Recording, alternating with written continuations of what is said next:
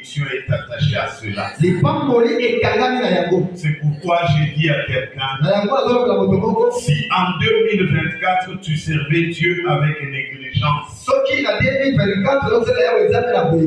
fortifie-toi, prends courage, qu'en 2025, corps et âme, avec dévotion, avec engagement, pour jouir de ces bénédictions.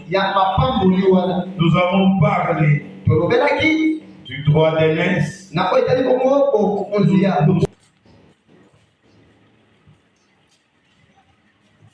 Nous avons parlé du droit d'aînesse hier, et avant-hier, nous avons parlé de la bonté. Et aujourd'hui, nous allons encore enfoncer un peu le clou pour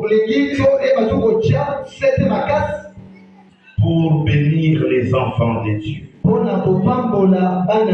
Et ce soir, le thème que nous emmenons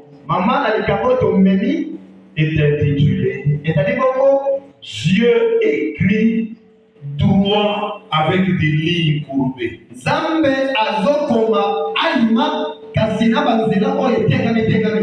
Dieu est en train d'écrire ton histoire. Mais il écrit ça comment? Avec des lignes courbées. Mais ça va tout droit. Dieu écrit droit avec des lignes courbées. À un moment, la ligne monte. À un moment, la ligne descend. À un moment, la ligne va à gauche. À un moment, elle va à droite. À un moment, elle se dresse. À toi et moi, qui remarquons que les lignes de Dieu sont en train de faire des zigzags. Mais pour Dieu lui-même, la ligne est droite. Le problème, c'est de te prendre quelque part pour t'amener son problème. Il écrit droit avec des lignes courtes. Beaucoup de chrétiens échouent. Pourquoi? Parce qu'ils veulent être cartésiens. Cartésiens. C'est-à-dire qu'ils veulent que leur vie de foi soit comme en mathématiques. 1 plus 1 égale 2. Beaucoup de chrétiens veulent ça. Mais quand Dieu veut te conduire, Dieu n'est pas cartésien. Dieu se base sur la foi. Et il dit juste par la foi. Quand on parle de la foi, ce n'est pas 1 plus 1 égale 2. Quand on parle de la foi, c'est quand mon enfant est malade, je lui donne l'argent de lui acheter le paracétamol, je lui impose la main, je prie, Dieu exauce, Dieu guérit l'enfant. Ça, ce n'est pas cartésien, ce n'est pas un angle droit à 90 degrés, c'est que juste par la foi, exerce la foi. Dieu écrit avec des lignes courtes et confiance. Que la foi est là, Dieu m'amène, il m'amènera à la destination. Dieu ne t'abandonnera pas en chemin. Si les choses se compliquent, si les choses deviennent difficiles, et la foi est en tête que les lignes de Dieu peuvent être courbées. La réponse aura une réponse correcte. Alléluia. Amen. Bien-aimés frères, bien-aimés sœurs, je voudrais que ce soir, chacun comprenne que Dieu n'est pas en mathématiques. Dieu veut nous donner des choses. Il veut nous donner des bénédictions qui vont durer et demeurer. Alléluia. Dieu veut nous donner des choses. Ne cherchez pas des choses avec facilité. Parce que quand les choses sont faciles, chez nous on dit qu'une aiguille qu'on a ramassée dans le sable se perd dans le sable. Si nous voulons les choses qui durent avec Dieu, acceptons l'école de Dieu. Je ne viendrai pas ici prêcher la bénédiction pour la bénédiction. Je vais vous présenter la bénédiction et vous faire voir parfois avoir la bénédiction. Ce n'est pas facile, c'est difficile. Arrêtez avec ces histoires de facilité, parce que dans les histoires faciles, on vous présente les fétiches et on ne vous présente pas les féticheurs. On vous présente les médicaments, mais on ne vous présente pas le médecin. Non, la foi n'est pas comme ça. La foi, on te présente les médecins, après on va te présenter les médicaments. Alléluia. Arrêtez vos histoires là. Le pasteur a dit amenez seulement $10 avec un bidon d'eau. On va vous donner l'eau d'onction et tous vos problèmes seront résolus.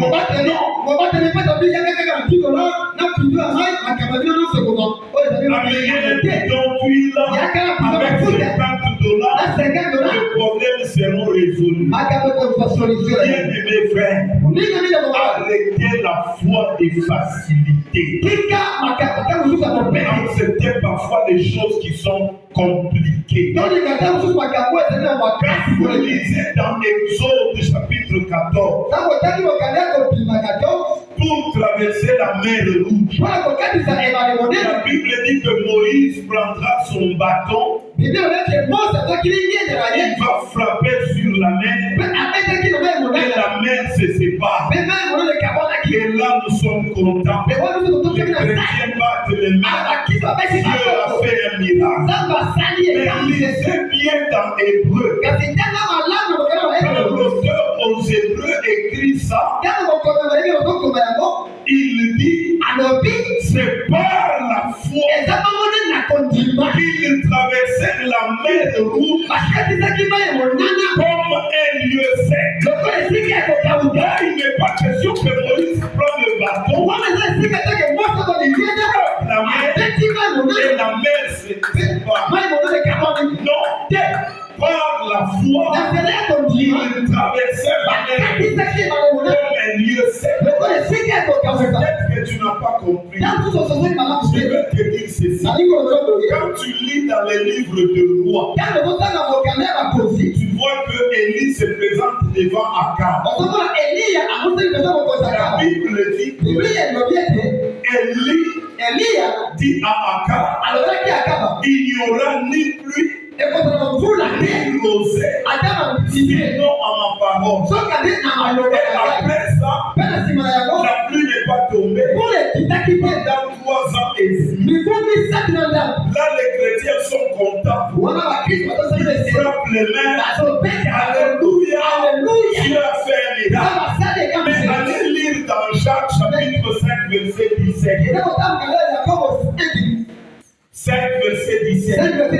La Bible dit Élie était un homme de la même nature que nous. Il pria avec instance pendant 3 ans et 6 mois. Avec vos histoires de la foi facile, 1 plus 1 égale 2. Vous êtes bien 1 plus 1 égale 2. Vous ne serez pas un grand mathématicien. Vous ne serez pas un ingénieur. Pour devenir un ingénieur, il faut étudier les intégrales. Il faut étudier les dérivés. Il faut étudier les suites et séries. Il faut étudier les mathématiques spéciales. Il faut étudier les mathématiques supérieures. Ce n'est pas 1 plus 1 qui fera de moi un ingénieur. C'est les mathématiques de grand niveau qui fera de moi un ingénieur. Arrêtons les histoires de facilité. Alléluia. Bien, enfant de Dieu. Ce soir, je voudrais dire à quelqu'un, pour réussir dans la vie, il faut aller à l'école de Dieu. Et cette école de Dieu, c'est l'école du brisement. L'école du brisement.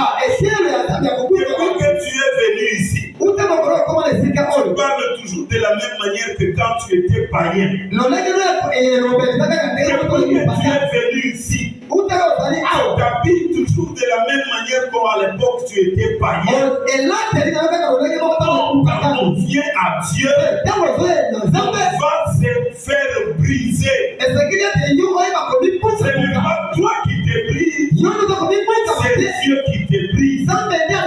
Même Jacob qui était déjà béni, quand il est resté seul à Péniel, Dieu l'a brisé. Et le lendemain matin, Jacob passait Péniel en boitant de la hanche. Il ne pouvait plus marcher. Il devait s'appuyer sur le bâton. Toi qui es venu à l'église, tu dis que tu es devenu chrétien. Est-ce que tu étais à Péniel? Celui qui passe par Péniel, c'est plus normal. Il a la hanche qui est déboîtée et il marche en s'appuyant sur le bâton. Si je te vois sortir de Péniel et que tu marches normalement, c'est que tu n'étais pas à Péniel. Parce que le brisement n'est pas encore arrivé. Alléluia. Pourquoi Dieu, pour nous donner les choses, il préfère nous amener au brisement? Parce que je le disais, l'aiguille qu'on ramasse avec facilité dans le sable se perd facilement dans les sables. Je n'ai pas besoin d'une bénédiction fragile. J'ai besoin d'une bénédiction solide et qui demeure. Je n'ai pas besoin d'une solution de Ngwanzou. J'ai besoin d'une solution originale. Parce que quelqu'un a dit que Bachinois attend na bango aoume na kate. Ce n'est pas besoin de bénédiction de chinoiserie. J'ai besoin de la bénédiction de Dieu. Qui est original. Pourquoi alors l'école du brisement? Pourquoi l'école du brisement? Parce qu'à l'école du brisement, Dieu veut faire une chose. Parce que celui qui n'est pas brisé, nous allons vérifier 2 choses. La première chose, c'est la conversion. Est-ce que cette personne qui est bénie est réellement convertie? Parce que la richesse l'élévation, l'argent ne change personne.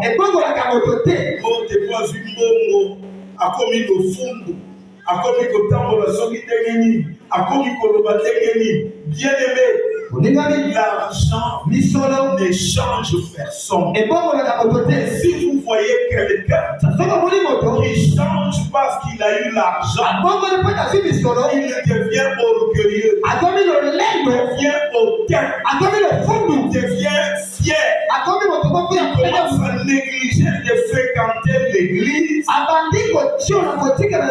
Le problème, ce n'est pas l'argent qui l'a changé. En réalité, c'est que la personne est hypocrite, elle n'a jamais été convertie. La richesse est venue seulement nous révéler qui est la personne. Alléluia. Amen. Bien-aimés frères et sœurs, la deuxième chose, quand quelqu'un a l'argent parce que Dieu l'a béni et qu'il devient orgueilleux, on commence à mépriser et à minimiser l'église. La deuxième question de nous poser, quelle est la source de cette bénédiction? Cette bénédiction vient-elle de Dieu ou elle vient d'une autre source?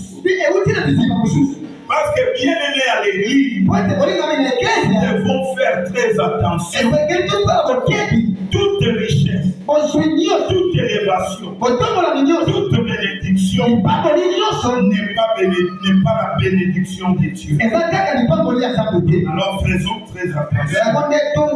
Bien-aimés, l'élévation qui vient de Dieu nous atteint souvent après un vrai brisement. Et cela apporte la bonté, la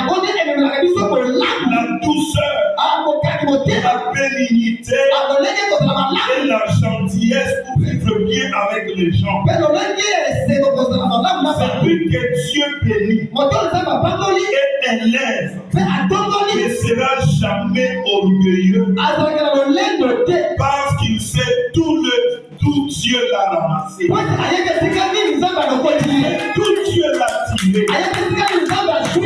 Alléluia. Bien-aimés frères et sœurs, il est important que nous puissions comprendre que Dieu utilise toujours des chemins détournés pour nous conduire à sa gloire. Bien-aimés, Dieu écrit droit avec des lignes courbes. Les choses de Dieu sont compliquées. Regardez dans Exode chapitre 3 verset 19. Dieu dit à Moïse, va en Égypte et fais sortir mon peuple.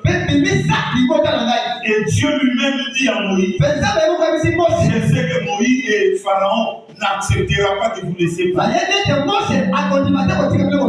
Tu sais que Moïse et Pharaon ne nous laissera pas partir. Pharaon. Tu sais que Pharaon ne nous laissera pas partir. Mais pourquoi tu m'en veux? Alléluia. Amen. Dieu lui dit, va faire sortir mon peuple. Et je sais que Pharaon ne vous laissera pas partir. C'est ça les choses de Dieu. Il te donne la proposition. Il te dit le contraire. Ça ne dit pas qu'il faut perdre la foi. Ça veut dire que quand Pharaon va refuser, Dieu va étendre son bras. Je dis à quelqu'un, Pharaon pourra résister. Mais le bras puissant sera. Alléluia. Bien-aimé, il est important que nous puissions comprendre. Voyons quelqu'un qui est passé par ce chemin détourné de Dieu et qui est parvenu à la royauté dans un pays étranger. Il s'agit de Joseph. Genèse chapitre 37, versets 2 à 11. Genèse 37, versets 2 à 11. Nous lisons au nom de Jésus. Voici la postérité de Jacob. Joseph, âgé de 17 ans,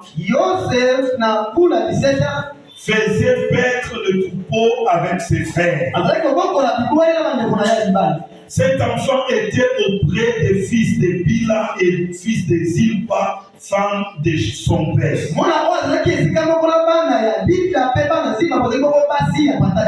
Et Joseph rapportait à leur père leurs mauvais propos.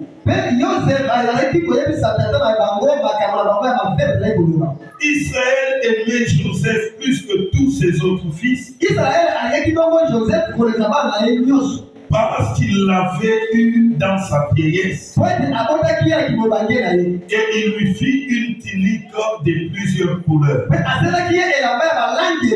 Ses frères virent que leur père l'aimait plus que eux tous. Et ils le prirent en haine. Il ne pouvait plus lui parler avec amitié. Joseph eut un songe et il le raconta à ses frères qui les haïrent encore davantage. Il leur dit: écoutez donc ces songes que j'ai eus. Nous étions alliés des gerbes au milieu des champs. Et voici ma gerbe s'éleva et s'éteint debout. Et vos gerbes l'entourèrent et devant elle. Ses frères lui disent: est-ce que tu régneras sur nous? Est-ce que tu nous gouverneras? Et ils le haïrent encore davantage à cause de ses songes et à cause de ses paroles. Il eut encore un autre songe et il le raconta à ses frères. Il dit: j'ai eu encore un songe et voici le soleil et la lune et 11 étoiles se prosternaient devant moi. Il le raconta à son père et à ses frères. Son père le réprimanda et lui dit: que signifient ces songes? Faut-il que nous venions, moi, ta mère et tes frères, nous prosterner devant toi? Ses frères eurent envie contre lui, mais son père garda le souvenir de ces choses. Amen. Alléluia. Bien-aimés frères, tout le monde connaît l'histoire de Joseph. Surtout pour ceux qui ont fait longtemps dans l'église. Ils peuvent même prêcher ça plus que le pasteur. Mais le problème est que tu comprennes ce que Dieu écrit avec des lignes courbées. Il écrit droit. Dieu écrit droit avec des lignes courbes. Nous voyons l'histoire de Joseph. Il est un jeune homme et à peine il commence à comprendre l'essence des choses. Il commence à comprendre.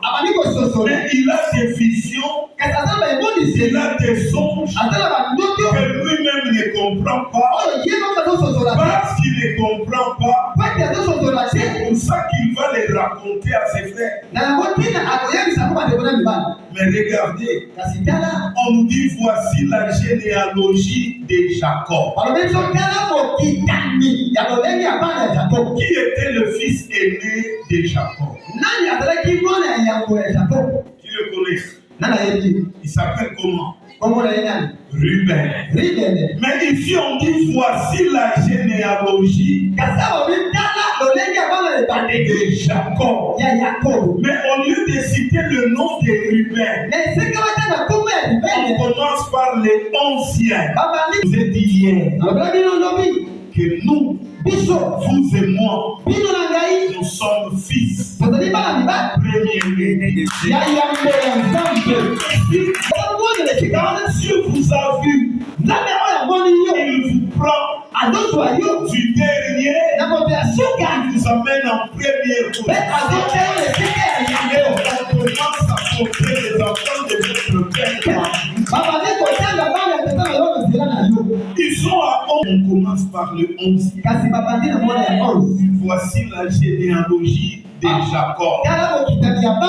Joseph, j'ai dit à quelqu'un, même si tu n'es pas le fils aîné de ton père,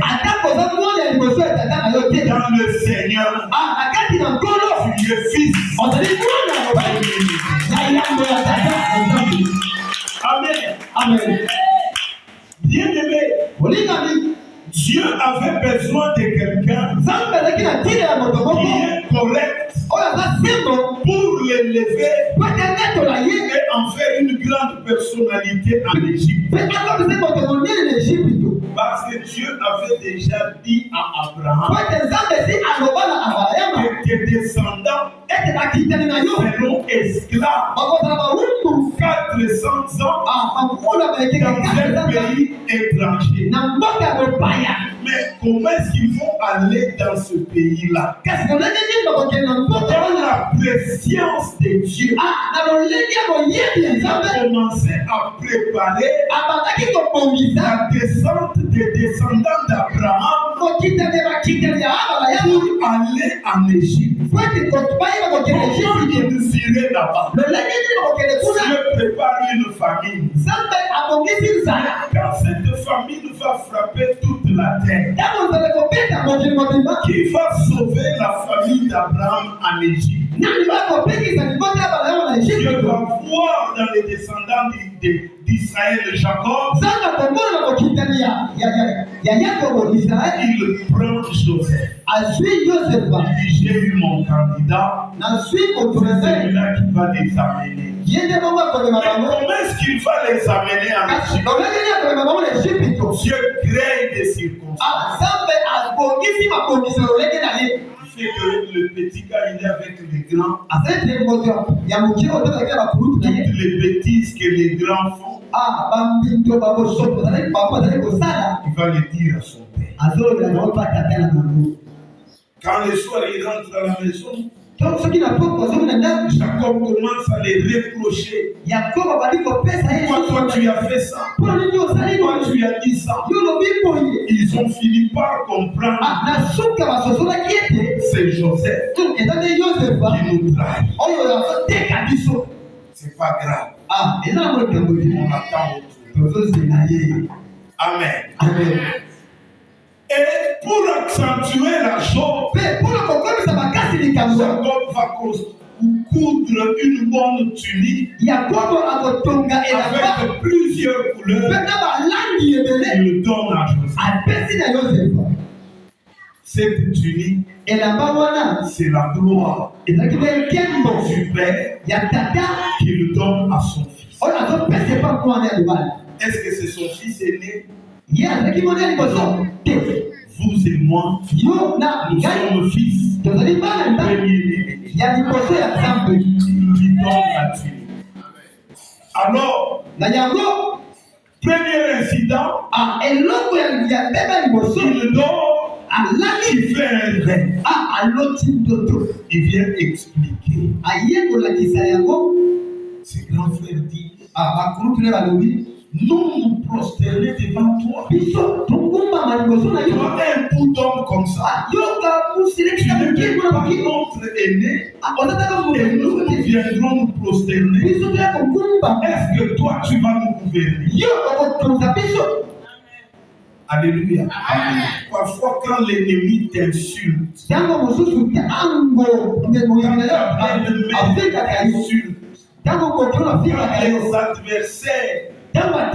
vous insultent. Écoutez bien cette insulte. Cette insulte-là, il y a la réponse de Dieu. Amen. Est-ce que toi tu vas nous gouverner?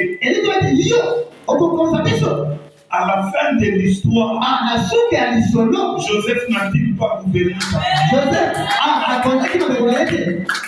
Alléluia. Amen. Il fait encore un rêve. J'ai vu le soleil, la lune, se prosterner devant moi. Est-ce que Jacob, là, maintenant, c'est le papa. Il le réprimand. Il le gronde. Que veut dire cela? Que veut dire ces choses? Est-ce que toi, tu peux nous gouverner? Moi et ta mère, tes frères, nous viendrons nous prosterner. Ils ont refusé. Mais Jacob a gardé ces choses. Écoutez, Dieu t'a fait rêver des choses. Dieu t'a montré des grandes choses que tu feras. Mais il ne t'a pas montré comment tu es arrivé. Amen. Alléluia. C'est par là que je veux dire à quelqu'un. Entre la montagne des révélations et la montagne de l'accomplissement, il y a une vallée. Il y a un chemin à parcourir. Dieu peut te montrer. Tu épouses le roi du Maroc. Tu es au Congo à Bandou. Comment est-ce que ça s'est fait là? Dieu écrit droit avec des lignes. Alléluia. Alléluia. Amen. Bien-aimé frère. Bien-aimé sœur. Joseph a rêvé qu'il est devenu chef. Sa famille se prosterne. Mais comment est-ce que ça arrive là? Alléluia. Amen. Je suis en train de vous enseigner et d'expliquer l'histoire entre temps. Joseph doit aller rejoindre ses frères. Il va vers eux. Son frère le voit et dit: voici les faiseurs des songes.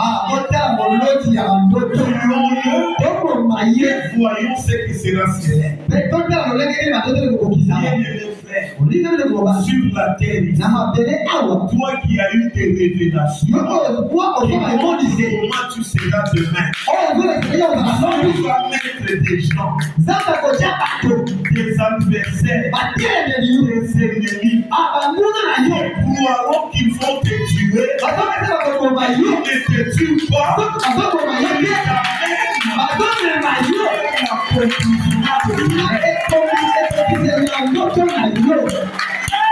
Alléluia. Amen. On attrape Joseph. On lui enlève la tunique de plusieurs couleurs. Vous voyez ce que ça veut dire? Ça veut dire que la gloire que le monde te donne, le monde va te l'arracher. Alléluia. Amen. La gloire que le monde te donne, le monde va t'arracher. On prend Joseph, on va le jeter dans un puits. Mais les boulots vont voir caillou et vous êtes sous la main. Amen. pour que tu ne meurs pas. Qu'est-ce que ça enseigne? Quand le monde va t'enlever sa gloire, il va te montrer que le chemin vers la gloire ne commence pas sur la terre, il commence plus bas. On peut t'enlever la gloire que tu as en tant que chef, en tant que supérieur, te renvoie du travail, on enlève le poste que tu as, tu restes un pauvre chômeur, tu restes vulgaire malheureux, au plus bas. Et là, maintenant le chemin de l'élévation.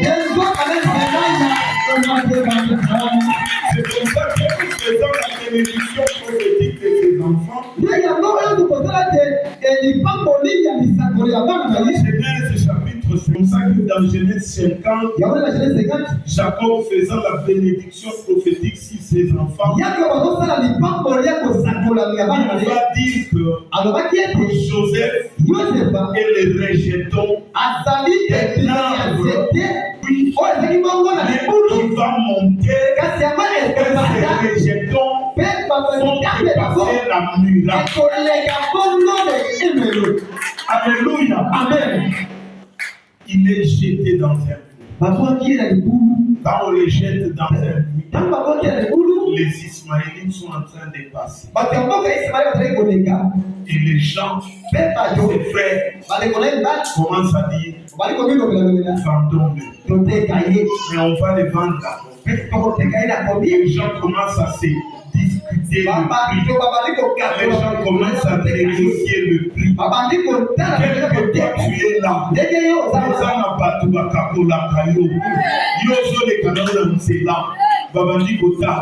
Chez lui, les a combien? Lipou dans les a combien? Robe les a combien? Il faut calculer. Est-ce que ça a un compte en banque? Il y a un compte en banque, il y a un compte en combien? Toi, tu ne sais pas.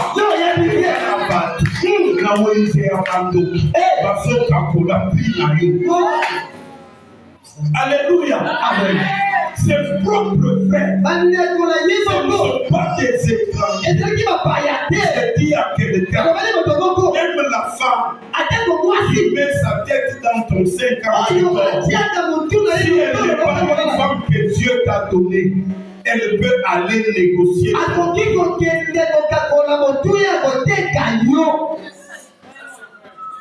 Alléluia. Amen.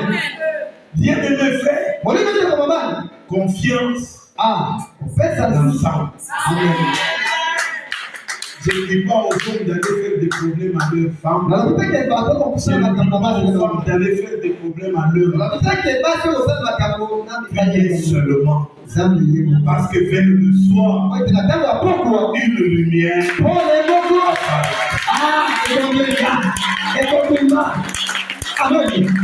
Bien-aimé, Joseph est vendu.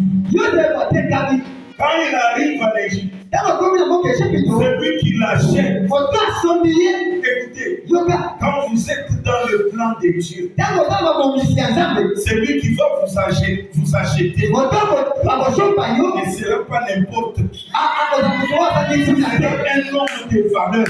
Pourquoi un homme de valeur? Et le plan de Dieu va suivre son chemin. On achète Joseph en Égypte. Qui l'achète? Potiphar. Qui est Potiphar? Un officier de Pharaon. C'est lui qui contrôle la prison du roi.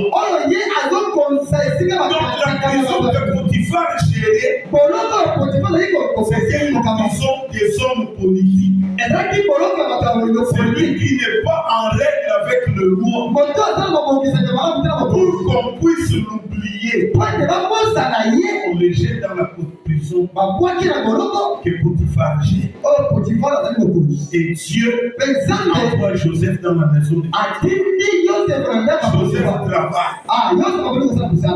Et il devient chef de tous ceux qui sont dans la maison de Potiphar. Parce que tous ceux-là qui sont dans la maison de Potiphar commencent à l'appeler chef. Commencent même à faire des courbettes quand Joseph passe. Joseph commence à sentir que non, le rêve que j'avais fait là, ils sont en train de s'accomplir. Ce n'était pas là. Quand il gère la maison de Potiphar, la Bible dit que tout ce qui le touchait prospérait. Au point que Potiphar ne gérait plus sa maison. Il a tout laissé en place. Je veux dire, quand Dieu est avec toi, même quand tu es dans les difficultés, les choses marchent quand même. À cause de cela, la femme de Potiphar commence à voir cet esclave-là. C'est un beau jeune. C'est un beau garçon. Alléluia. Petit wana na abongi na ngai. Ngai ni nazabo ibonzenga na nga. Na bonzenga ya petit wana Potiphar non. Potiphar abongi na ngai. Écoutez, il y a des choses, il y a des plaisirs de ce monde qui peuvent te faire oublier la vie éternelle. Tu tombes dans le péché. Quand la femme fait des avances, Joseph dit, comment pécherai-je contre Dieu? Je pose la question à l'église. Tu ne pêches pas. Parce que l'occasion de pécher ne se présente pas. Ou bien tu ne pêches pas. Parce que tu es saint et que tu crains Dieu. Que chacun répond. Joseph dit non. La suite. On prend Joseph, on met à Christ. Pourquoi seulement dans la prison du roi? Dieu est en train d'écrire.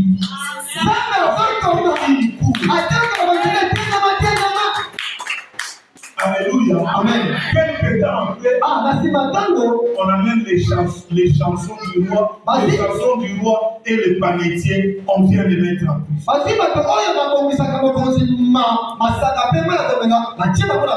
Alléluia. Amen. Quelques temps après, ils font un rêve. Le lendemain matin, Joseph les voit. Quel est le problème? Moi j'ai rêvé.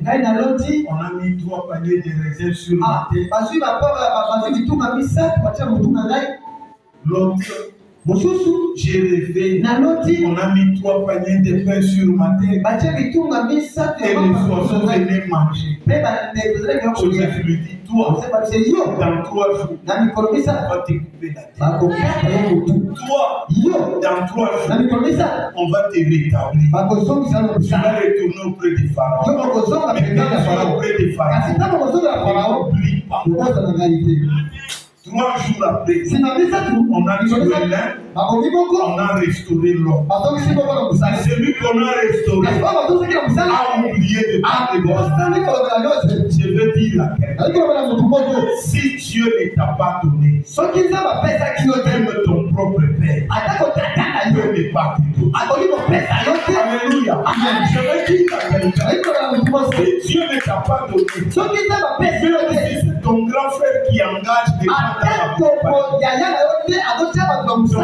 frère risque de t'oublier et de ne pas te donner le travail. Tu es, il faut que ça soit Dieu. Amen. Alléluia. Parce que l'homme a oublié. 2 ans après, Dieu dit bon, ça m'est assez. Ça fait 13 ans que Joseph est en prison. Il n'a rien fait. A oublié de parler. Je vais faire moi-même. Pharaon a un songe. Qui va interpréter? Oh mon Seigneur, je me souviens de mon temps en prison là. Il y a un jeune homme qui a interprété les songes. Ça s'est accompli. Alléluia. Amen. N'arrête pas de faire le bien. Parce que le bien, elle se rappellera de toi.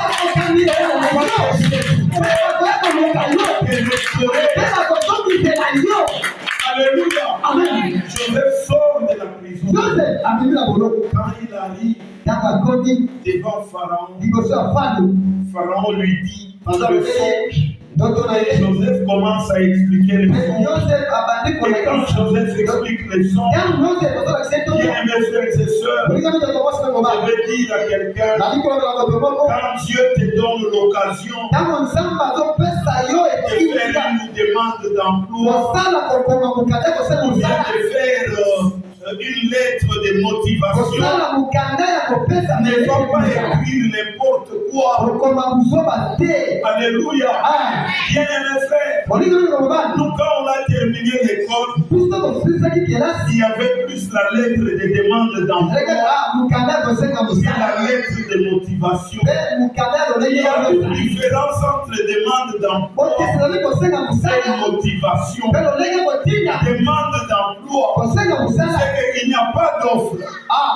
Mais parce que c'est une activité, tu peux engager, j'écris quand même une lettre, je constitue un dossier, je vais demander l'emploi. Il y a aujourd'hui plus le système de lettres de motivation. La lettre de motivation, c'est quoi? La lettre qui va faire en sorte que l'employeur comprenne que tu es qualifié pour l'offre qui est publiée. Il y a besoin d'un travailleur. Il y a besoin qu'on engage quelqu'un. Mais qui est-ce qu'on va engager? Alors moi j'écris une lettre pour séduire l'appréciation de l'employeur. Il dit non, cet homme convient. L'homme qu'on cherchait, c'est celui-ci. Vous savez qu'avec la lettre de motivation, les gens sont plus engagés à partir de la lettre avant les tests et avant les interviews. C'est ce que Joseph a fait. Quand il se présente devant Pharaon, Joseph pouvait dire il y aura 7 années d'abondance. Après, il y aura 7 années de disette. Et c'est fini. Non. Une lettre de motivation.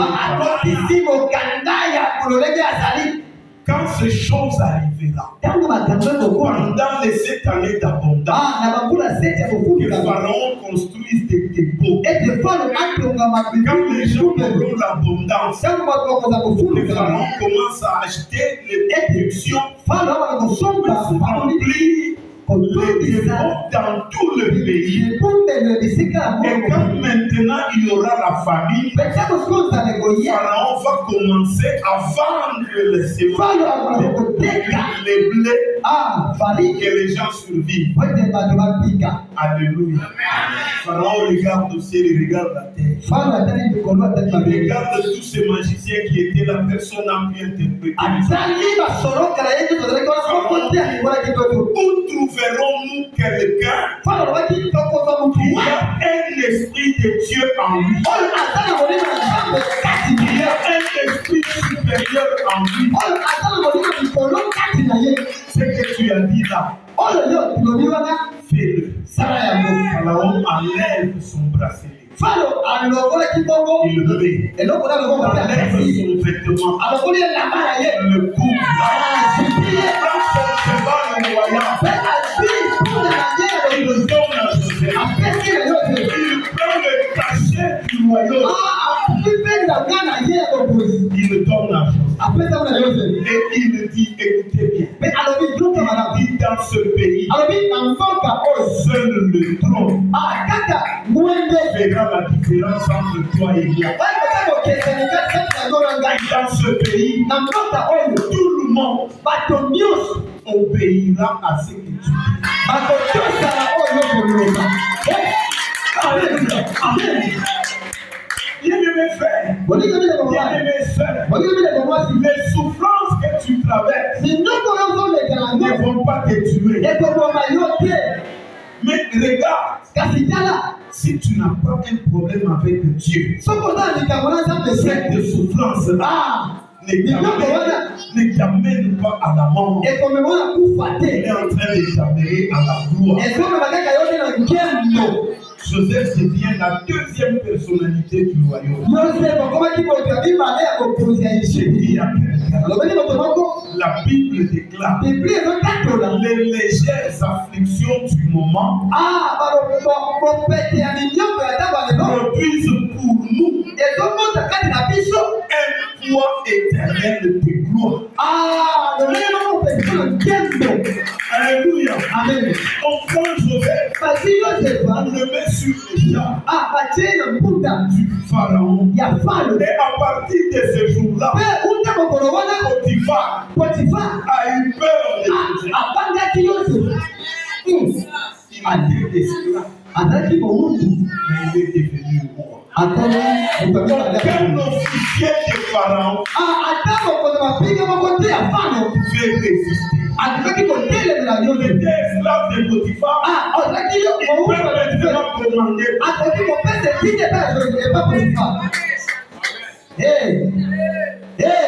Alléluia. Amen.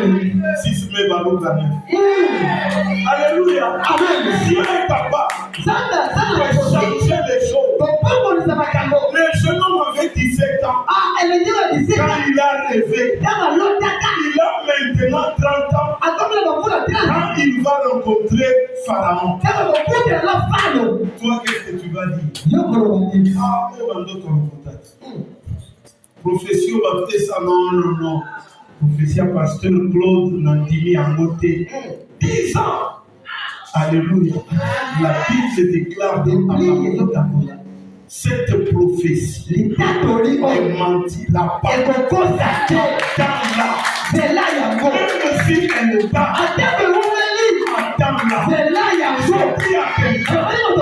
vers le soir, patient. Même si on entre en 2025, cette prière que tu fais ici ne mentira pas. Elle s'accomplira. Si elle tarde, attends-la. C'est là il y a l'eau. Bas la terre. Alléluia. Amen.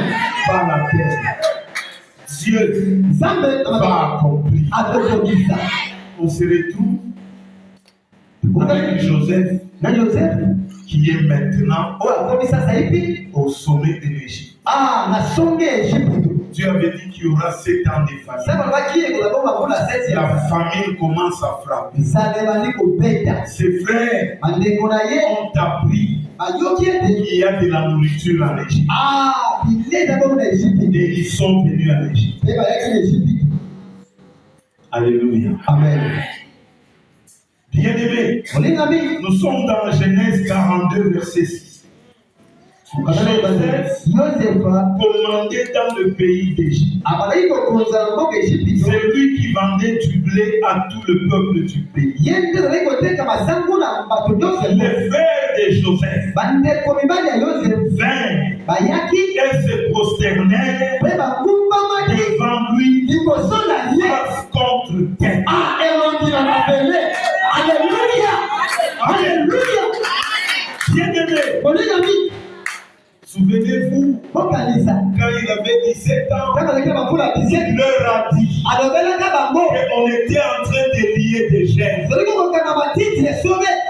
germes se sont prosternés devant ma germe.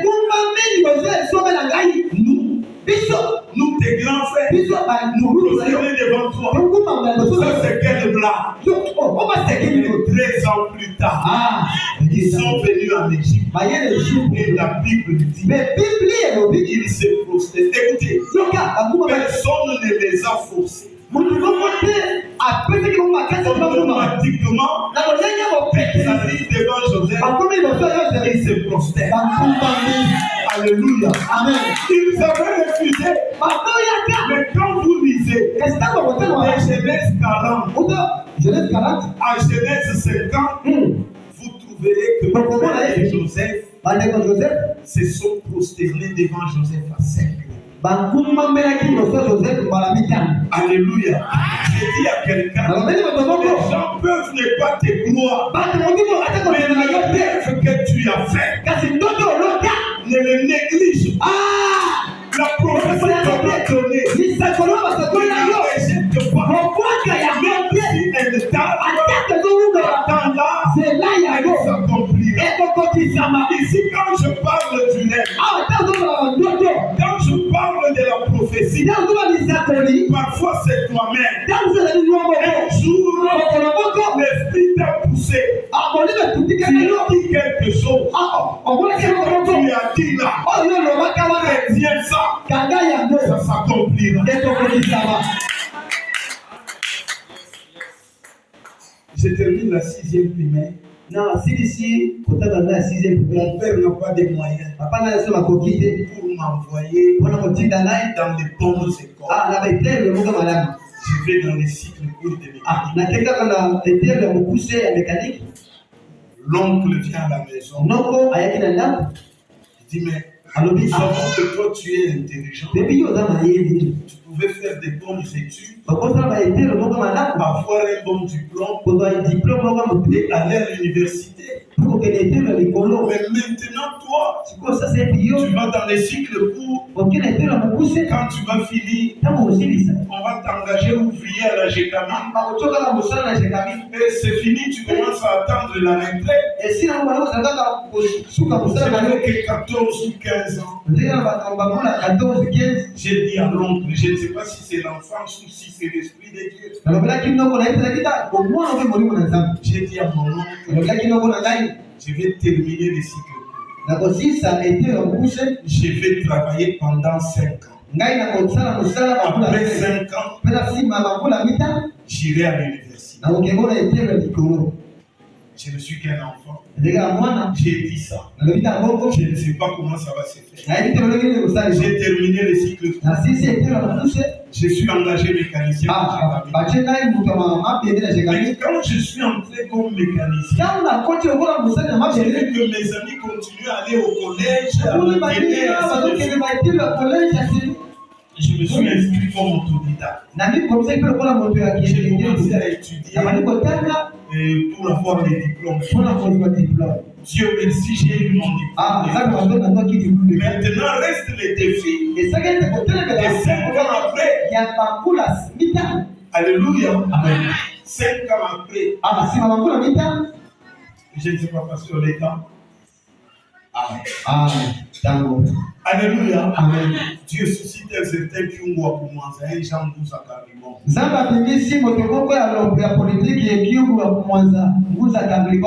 Tous les Kassaïens doivent partir. Je me retrouve renvoyé en Bouchement. Je me bats, j'arrive à Kinshasa. J'ai terminé l'histoire. Je rentre en Bouchement. Oncle. Alléluia. Amen. J'ai dit à quelqu'un, Dieu va faire monter quelque chose dans ton cœur. Ne fais pas semblant.